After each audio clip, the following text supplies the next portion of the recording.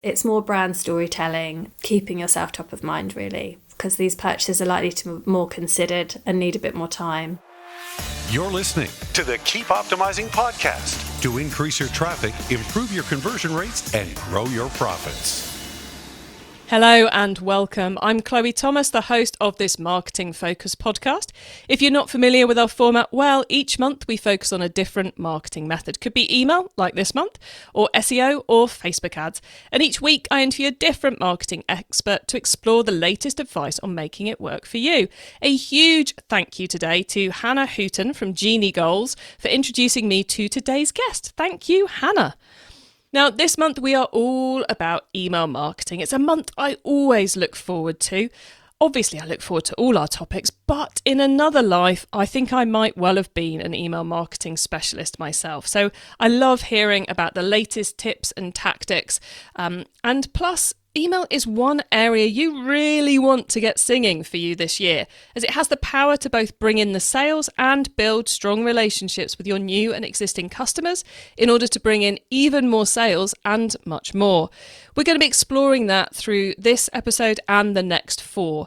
So get ready to improve your email marketing with our expert guests. In today, we're starting off with a lady who has a phenomenal back catalogue of brands that she has worked with. She really knows email and CRM for luxury. Really knows it. And she is sharing a lot in this episode. We will be talking about the KPI you should be tracking. We'll be talking about what to do with your broadcast or your newsletters, those regular sends. We'll be talking about the general approach to automations you should be taking, the post-purchase flow, how to make it really rock. Where does SMS fit in all this? What you should do with your VIP top-tier customers, and how to deal with discounting. Now, even if you're not in luxury, you'll have realised the great majority of that content relates to you as well. So get ready for a brilliant opening episode taking us through what's really working right now and where your focus should be with your email marketing. And do make sure you listen right to the end of the episode, because at the end of the interview, my guest will be sharing some quick fire insider tips to help you maximize the performance of your email marketing. And then I'll be sharing my take on it all and outlining a couple more ways we can help you improve your email marketing even more. So stay tuned right to the end. Today's episode is brought to you by Omnisend. Omnisend is an email and SMS marketing platform built for online merchants like you who want to increase their sales, not their workloads.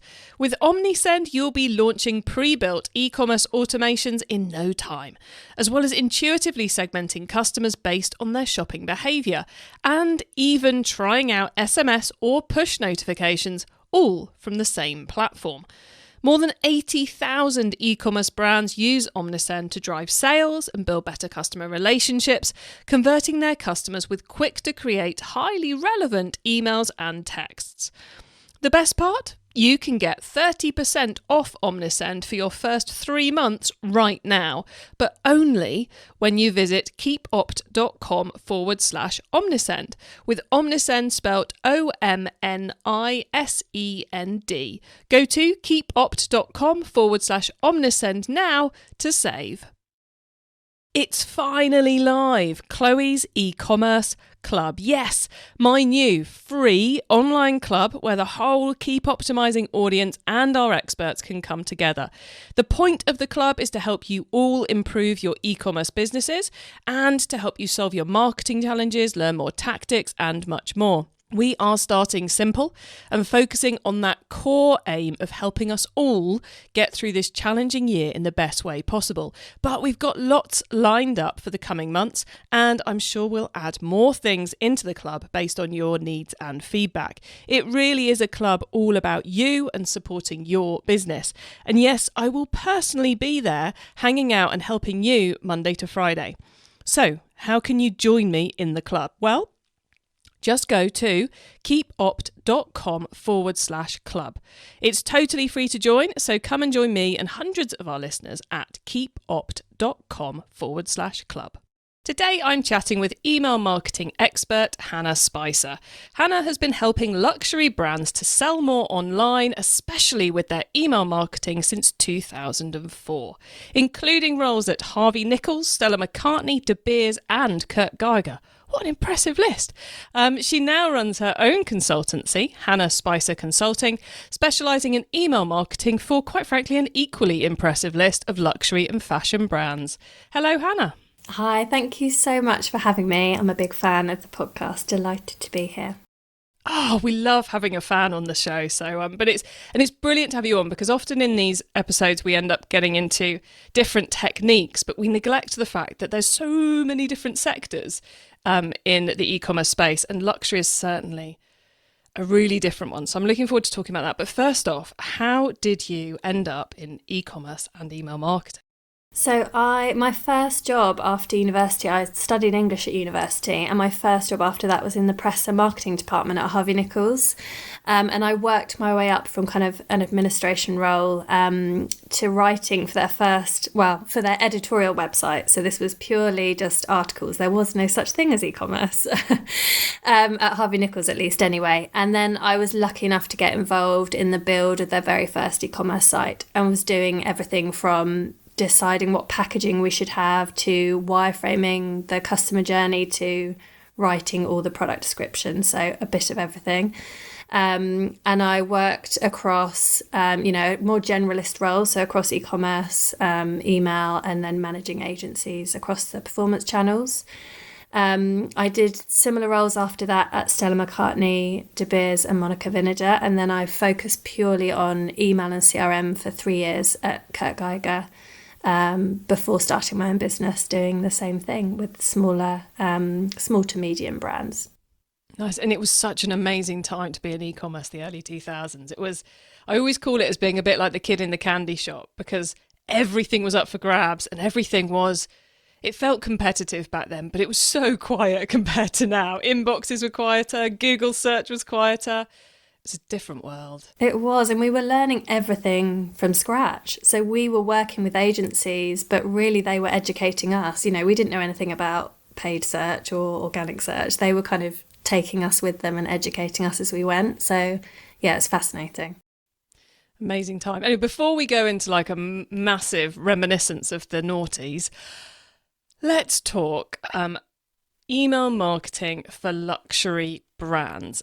How is it different to what we'd normally do with our email marketing? Are there any kind of like different principles, different key things? It's not something I've ever done. So how do we tackle it? Yeah, great question. The principles aren't different, but there are different challenges, I think, and different areas of focus from the brands. So you still need to send engaging content. You still need to make sure that you're optimizing for high open and click rates. But there are different challenges. So there's obviously a massive focus on brand and look, feel and design when you're working with more premium brands. Which can be challenging with emails. There is, definitely a reluctance to use any kind of discounts and promotions. So again, that can be challenging. But that's one thing that I love around kind of CRM and being very targeted rather than doing mass sales and promotions and things. So the principles are the same. You want to send people relevant, engaging content. You'll just do it in a slightly different way. And the KPI is still the sales, even though it's not discount heavy and even though there's a lot more content going out. Yeah, totally. I mean, I always work to click rate as my key KPI for emails, because in my mind, and this is something we were very much taught at Kurt Geiger, the conversion rate is the job of the website and the website team and the trading team. The job of your email is to consistently get a good open and click rate. And I think also, your conversion rate could be very different on a brand building email versus this sale has just launched email. But the click rate should be healthy across both of those. So I always focus on click rate as the primary KPI. There's a top tip. And just for the sake of clarity, are we talking clicks as a percentage of sent or clicks as a percentage of opens? I do it from sent. It's a great way of encompassing the impact of the subject line and the impact of the content without having to look at two separate numbers, i.e. the open and the clicks. Yeah. I know there will be people going, but what does she mean? And then people would just have assumed one or the other and it was the wrong one. So we just have to clarify these things. So is there anything you would, other than the promos and the discounts so much, are there any other pieces you'd leave out? Like, I'd assume a luxury brand would be a bit nervous around abandoned cart. Is there anything like that which you put less impact on or skip completely? Funnily enough, their abandoned cart is still very important. I think I've had more pushback and reluctance on the abandoned browse because brands are concerned that it feels too stalkery. So there's obviously more intent with the abandoned cart. Somebody's gone to that stage of starting the checkout. Abandoned browse, which is typically triggered when somebody has looked at a product but they didn't add it to their bag and they didn't start the checkout. I get pushback on that oh no, that just feels like, we're stalking them and we're bothering them. And my answer to that is twofold. One, it works, and I can share, data on actually what traffic and revenue they're missing out on. But two, that email or emails, it doesn't have to be, we saw you looking at this product. The content can feel like a really well-timed campaign. So it could be, a reminder of their key unique selling points, or it could be a link to their bestsellers category or new arrivals or something like that. 5 things that are different about us. It doesn't have to be as direct as, we saw you on our website, here's what you were looking at. It can be really different and just feel like a timely reminder to come back and visit the site again. Obviously, one of the things with all the automated campaigns is trying to work out how evergreen you need to keep them. So as A, you don't forget to update them, and B, you don't have to update them. My assumption would be in the world of kind of luxury and high fashion that you're putting more seasonal content in there. Was it Pantone have just named a pink colour the colour of the year, and if your spring collection is in that pink and then you go to summer where you've changed to green and everything was pink, you've got to go back and change it. So is there a shorter evergreen cycle with luxury brands? I think because there are such key seasons, it can actually be longer. So I think if you're thinking about fast fashion brands, for example, where their stock is coming in and going out all the time, they might actually need to be getting in there and changing their imagery more frequently. Whereas with luxury and premium brands, there are much more kind of set seasons. So I tend to say, you could get away with going in quarterly and updating it for spring, for summer, autumn, winter, etc. I guess the only challenge around that is they might have, more limited stock of each of their pieces if it's high, AOVs, etc., average order values. But typically they've got really iconic campaign imagery that will last for the season, and they don't need to be going in and constantly changing things. I suppose quarterly is quite a good frequency to go in and double check the performance of your campaigns to see if you need to optimize anything anyway, isn't it? Yeah, definitely. I think ideally you're checking your flows and automations on a monthly basis, but if not, quarterly is a good time to take a deeper look. I know from being in-house that there's so much pressure to get those, your weekly campaigns out, that actually finding the time to go back and check on those flows is tricky. But yeah, it is important to do that. And you mentioned those weekly campaigns. That was we talked a lot about flows. We haven't really got into the weekly, or the newsletter side of things. I'm guessing from what you said earlier that this is where we're really going quite content heavy and information heavy rather than a discount heavy. Would that be right? Are there any other differences we should be aware of? Definitely, yeah. It's less about, as I said, it's very different to fast fashion where, there's probably new arrivals every week. This is more about, taking hero pieces from the collection, talking about the inspiration, what influencers you're working with, it's what the designs are inspired by. It's definitely more content heavy, but I think it's important to always have a commercial aspect too. But yes, it's more brand storytelling and keeping yourself top of mind, really, because these purchases are likely to be more considered and need a bit more time and less promotions for sure. Yeah, so I'm guessing you're more likely in the luxury space to know what your newsletters are going to be about a month or so in advance, because they're being quite collaboratively planned. I guess when you bring in the influence activity, PR activity, what graphics you're going to have from the photo shoots, they're quite I would guess that's quite collaborative across the marketing team, but also and probably the buying and merchandising teams as well, but also quite well planned in advance, less of a, oh no, it's Tuesday, what are we going to put out? Yes, definitely. That is an advantage. You're not being so reactive, for sure. And I have to ask you, I'm sure we've got luxury brands listening. If there was one piece of marketing you would be really encouraging them to do with their email this year, what would you be saying? Oh, this is brilliant. You need to do this. It's going to deliver. What would you go for? I would personally get them to focus on their post-purchase flows. So really being careful with their follow-up to when somebody does shop with them. I think the majority of retailers, I don't know whether this is true across luxury or all retailers, but there is a massive pattern that most of your customers are one time only. And once you can get them to shop with you a second time, it's that much easier to get them to shop with you a third, fourth, fifth time. So really focusing on that aftercare of when they have bought with you. You want to create that feeling of, the opposite of buyer's remorse, essentially. So giving them content around how they can get the most out of your product, how they can take care of your product, whether it could be, luxury fashion, how do they actually wash it and store it and keep it lasting? How could they style it and get more value out of it? I did a project with a brand that sell like £400 LED face devices.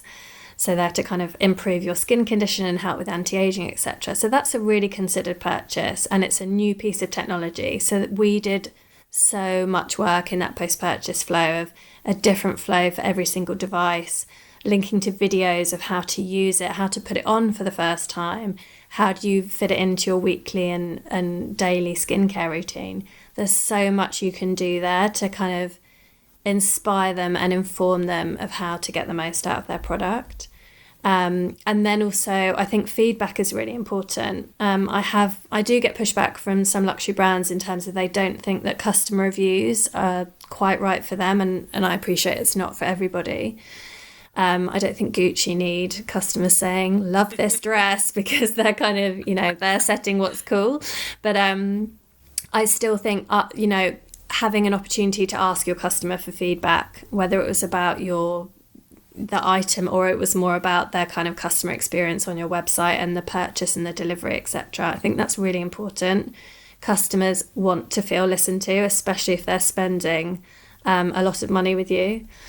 I had an amazing experience 2 years ago that was so good that I remember it and still talk about it, which was from a jewellery brand called Locket London. And the minute I had my item delivered at the door, I got, I think it was an SMS actually, which was from the customer care team to say, you've just got the item, did it arrive okay? Do you know how to attach it to your chain? Have you got any other questions? And I could just click a link to create a customer care ticket with their team if I needed to.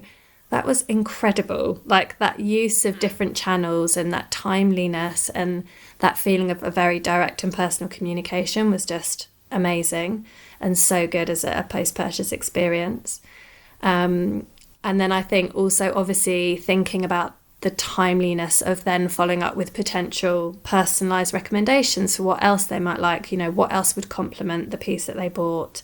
And again, this can all be automated if you've got the right tools and you've just thought about the journey carefully enough. You give me about 8 things to think about there and a couple to ask you questions about. First off, though, I cannot get out of my head the idea of going onto the Chanel website and someone saying, lovely jacket, but it says that it's a size 8 and it comes up more like a size 10. It's like... Yeah, I don't know why they haven't implemented them. It would just be perfect, right? It would definitely increase sales. But yeah, but there's no harm in collecting the data. You might just choose not to put it on the website, which I think is one of those kind of things, oh, what, I'm allowed to collect it and not publish it, things that people don't realise they're allowed to do. You also mentioned briefly SMS there. I would guess, again, this is something which luxury brands are less likely to do apart from in brilliant methods like the Locket example you gave. Is that something you find? Is there more reluctance for SMS? Definitely, yeah. I think as with many things, we're definitely behind the US market on this. I'm working with a brand in the US at the moment who it's very much part of their flows, and they're a luxury fashion brand. Yeah, there's more reluctance. I think because we probably are behind in terms of what customers are expecting and want to hear too. But I think it will be more and more adopted as we go through 2023 and 2024. I've seen it used in really, really powerful and not intrusive ways. So, there are rules that you can stick to, like making sure it's only happening between the hours of 9 to 8, for example, and that it's only for your really engaged customers, or it's a very targeted part of a customer journey. So you're not blasting everybody a sale every Saturday morning. It's, it could be part of a win-back flow or an abandoned cart flow or something like that, where it feels very targeted. And tying it up with the API data from your couriers to go, we know you've just received it. Are you having any issues? I mean, even like a tent brand or an electronics brand, like you mentioned earlier, could be using that sort of thing, because I think I totally agree with you on the post-purchase being so important, because you want, the most nerve-wracking part for any consumer buying, whoever they're buying from, is when that parcel arrives. Is the product what they want? Is it as exciting as they thought it was going to be when they hit the buy button? Is it going to fit? Are they going to work out how to use it? And there's nothing worse than opening the box and going, oh God, I've got no idea what to do with this. Putting it to the back of the cupboard, and then you just put kind of guilt next to that brand for the rest of the experience. So this is a very rambling way of bringing me into my next question about those post-purchase campaigns, which is, do you put more emphasis on the activity that happens between purchase and arrival of product, or post arrival of product, or cross sells after that initial product usage period, I suppose? Yeah, great question. I think it's post arrival of product. You definitely want to kind of send a lovely order confirmation, which is thank you, and acknowledge that it could be their first, or it could be a repeat purchase, and change the message accordingly. And absolutely, in terms of transactional emails and notifications, keep them very updated on every stage of that. Your order has been confirmed, your order is now dispatched, and make sure you're working with trusted couriers that kind of provide those updates too. I think that's key, because people will be very excited, hopefully, to receive the item. But I think that massive power and importance is when they've just got it. And as you said, making sure that you're tapping into that hopefully amazing and delighted feeling when they're opening the box, so that they feel empowered, informed, inspired to then use the product and get the most out of it that they can. And you're making that first 2 weeks of them using their product really great and positive. That's excellent. Thank you, Hannah. And there's one area we haven't really talked about at all, which is segmentation. Is segmenting your customers out more important for a luxury brand? It's definitely important. I mean, I think it's probably equally as important with any brand, but you can have a lot more fun with your kind of top tier of customers, because this is where you can sit and create a gorgeous daydream of how you can treat your VIPs and really go for it. So these are going to be, a really small group, like your top 2%, but they'll be responsible for quite a sizable chunk of your revenue. And this is where you can really have fun and think about, how can we really delight these customers and make them feel special? And the beauty of that segment is, particularly for luxury brands, is they probably don't actually want discounts and offers, because they're already really engaged with you and they're shopping with you. So actually, what do they want? They probably want experiences and exclusivity. So a really common thing could be giving them early access to your new season collections, or if there is any sales or archive sales, they would be the first to know. But there's so much more fun you can have with them. It could be you have a handwritten note that goes in all of their orders, or you expedite their delivery every time they order with you, or you have a WhatsApp customer service option I think Net-a-Porter have like a personal customer service contact for their VIPs. So it's not that they're going to email customer service at Net-a-Porter, it's you're going to email Emma at customer service and get straight through to someone that you know and you have a relationship with. Creating like exclusive events or customer forums, really making them feel like they are special and they're they have an exclusive relationship with you that nobody else has, I think is so fun. And that's where the value really lies, in that customer group. Yeah, the experiential and, to get into the buzzwords, and the access side of things as well. The money can't buy, I guess. Yeah, it sounds like the dealing with true VIP segments is a lot of fun.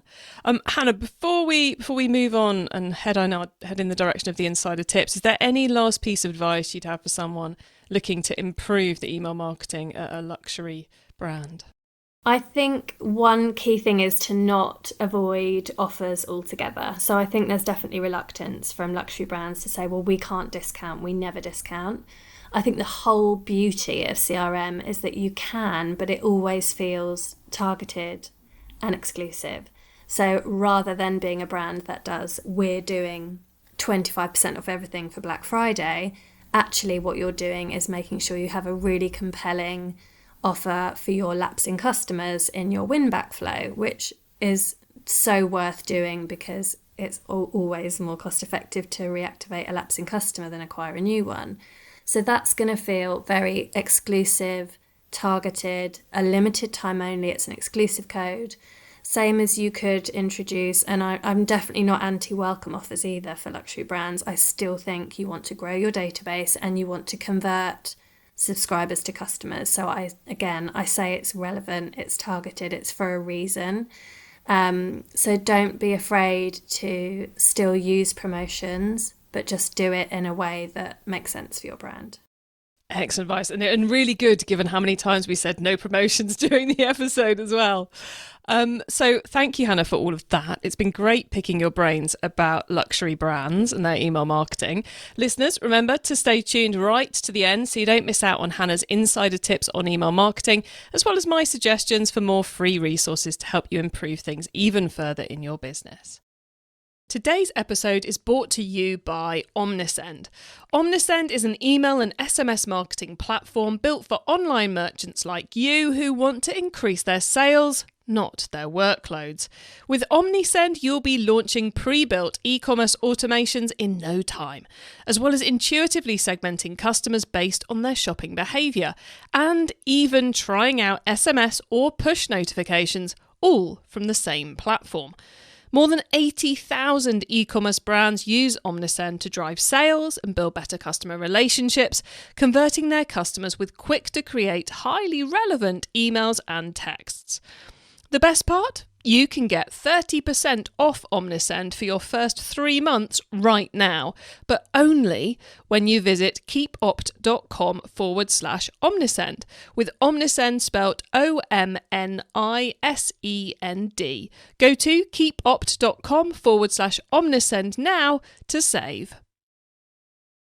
It's finally live, Chloe's e-commerce club. Yes, my new free online club where the whole Keep Optimising audience and our experts can come together.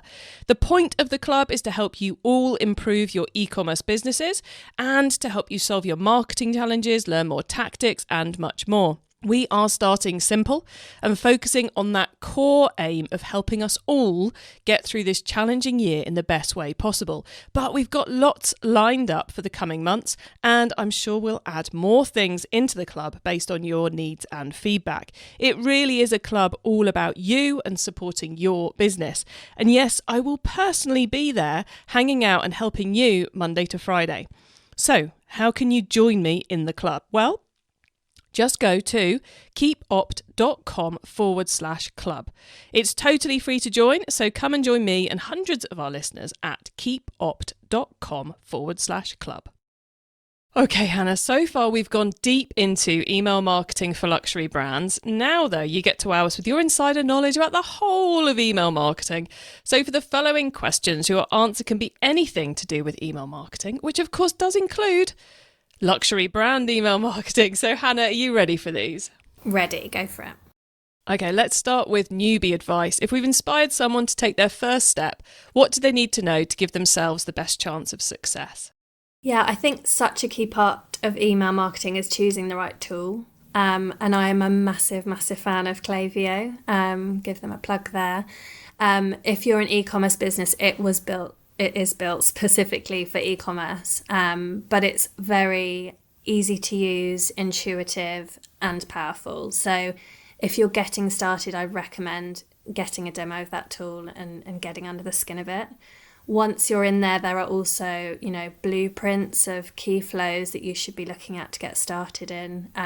There's loads of guidance and things on how to first set up your account, get started on sending campaigns, segmentation, all of those brilliant things. So find the right tool for you, and if it is Klaviyo, start diving into all of their resources to get started. So the tool is important, and I think in terms of like where to start with that tool, obviously think about getting your pop-up set up on your website, being careful with your timing of that pop-up. So if it's going to appear immediately, that's more likely to annoy people and they're just going to close it. So make sure it appears after a delay. And then focus on 4 key revenue driving flows. So welcome, abandon cart, abandon browse, and post-purchase. Brilliant. Very comprehensive answer there, Hannah. I love it. Now, once you've started, of course, you've got to keep optimizing. So what's your favourite way to improve performance? Well, one of the things I love about email is that you can see everything in the data. I don't think there's anything you can't track. So you can track, who has opened it, when they've opened it, who's clicked, what part of the email they've clicked on, who then went to buy, what they bought. It is all trackable. And I think that means you've got a huge opportunity to constantly A/B split test and also make sure you're obviously reporting on the performance. So, you can A/B split test anything from the best time of day to send to an email with 3 products versus 9 products, or does an emoji in the subject line increase our open rate or does it not? There are so many different elements. Making sure that you've got a plan to kind of continually split test and that you're tracking that and looking into that on a monthly or quarterly basis so you know what works and what doesn't for your audience. If someone listening wants to learn more, is there one cheap or free resource you would recommend? Yeah, I've already mentioned Klaviyo, and they do have tons of articles and training calls you can join. And you could also follow my Instagram account, which is hannahspicer_consulting. I do lots of best practice videos and posts on how you can optimize flows, how to optimize data capture, lots and lots of advice there. So I'd recommend you come and follow me. Excellent advice. Loving that one, Hannah. I will have to start following you myself. Now, finally, it's crystal ball time. What's coming up in the next 6 to 12 months that we should be getting ready for? We talked about SMS briefly already. I do think more brands are going to be starting to look at SMS as a channel to work alongside their email, and starting to kind of capture that data from their customers to build their SMS audiences and start to pull those into their flows. I think as well, data cleansing is going to be important. So making sure that we're not carrying any dead weight of people that are not opening, clicking our emails, making sure that that's helping our sender reputation stay healthy. That needs to be important. And then finally, I think also building out more data on our customers. So the beauty of email, again, is that we own that data and we can build out more and more about our customers. So what are they engaging with? What are they interested in? What preferences can we get from them? Can we get their birthday and send them a lovely, birthday automated flow? Trying to build out more data on your customers that you can own and really action as well in your business. You've given us a lot to work on there, Hannah, which is absolutely brilliant. Thank you so much. Now, we're very nearly at the end of the show, which means it's time for you to let the listeners know where they can find you and your business if they want to get in touch with more questions or maybe even to hire you. Yeah, absolutely. So my website is hspicerconsulting.com.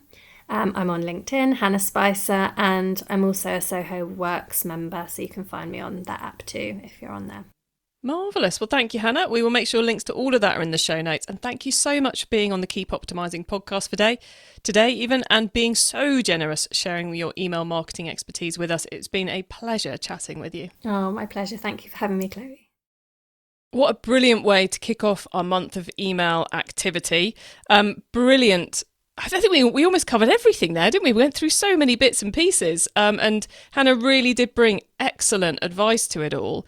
So whether you are a specifically luxury brand or whether you're a general brand, the great majority of what she says stands up. I mean, you really do need a singing post-purchase flow at the moment. It will pay off dividends if you sort out who are your top tier customers, who are the ones who buy from you again and again. And even if you're definitely not a luxury brand, you can still do like a webinar with them, a chat room with them, something which doesn't involve a great deal of cost, but just gives them that access and exclusivity feeling.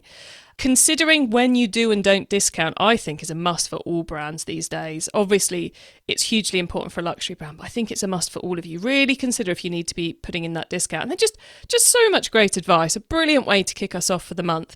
You can get the links to all the things we discussed, the full transcript of the episode, important notes, and much, much more at keepoptimising.com. You can go straight to the page of this episode by using keepopt.com/ whatever the number of this episode is. And once you get to the website, make sure you add yourself to our email list so you don't miss out on any of the many things I share to help you improve your business. And one of those things is our end of month Q&A webinar. Yes, I will be getting as many of our podcast guests who can make it back to talk email marketing at the end of this month. So make sure when you get to the website, you click on the Q&A webinar tab and sign up for this month's email marketing webinar, because it's your chance to come along and get your questions asked by our experts. Easy as that. Come and join us. It's usually quite a laugh, as well as being hugely info heavy. Thank you so much for tuning in to this episode of the Keep Optimising podcast. If you've enjoyed it and want to continue learning about email marketing right now without waiting for the next episode to go live, then scroll back up your feed to episodes 93 to 96, because last April we did a full 4 episodes on email marketing, each covering a different aspect of making it work for your store. And last year we had a very big focus on data capture and data usage. So if you're working on those at the moment, well worth scrolling back up to 93 to 96 and getting your fix there. You can also find all our past email content, including our past Q&A webinars, at keepopt.com/email. And please do tell your fellow e-commerce and email marketers about the show, because I want to help as many of you as possible improve the performance of your marketing this year. Have a great week and make sure you listen to the next episode so I can help you to keep optimizing your marketing. Access everything Keep Optimizing at keepoptimising.com.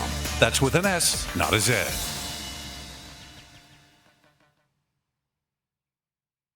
Hello, Chloe here. I just wanted to tell you something super exciting before we get into this episode.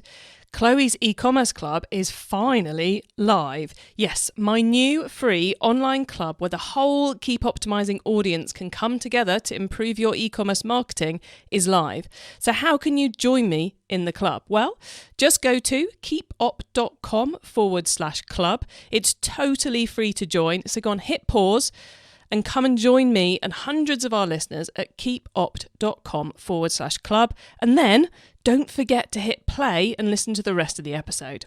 See you in the club.